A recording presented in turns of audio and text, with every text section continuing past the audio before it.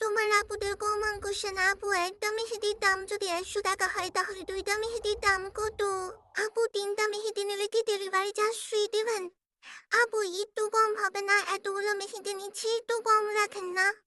আপু মেহেদি কালার ভালো হবে তো? আপু মেহেদির কালার কতদিন থাকবে? আপু আপনি আমাকে নতুন মেহেদি দিয়েছেন তো নাকি পুরাতনটাই দিচ্ছেন? ভাই বিশ্বাস করেন যখন এই টাইপের প্রশ্ন পাই মনটা চায় এমন উড়াল একটা রিপ্লাই দেই, কিন্তু ধৈর্যের ক্ষমতা বাড়ায় রাইখা আমি মুখের উপরে ঠাস ঠুস করে কিছুই বলতে পারি না। আচ্ছা আমি বুঝি না, 1 পিস মেহেদি 100 টাকা হইলে 2 পিস মেহেদি 200 টাকা, এটা কি আপনারা বুঝেন না, জানেন না? এইটাও জিজ্ঞাসা করা লাগে।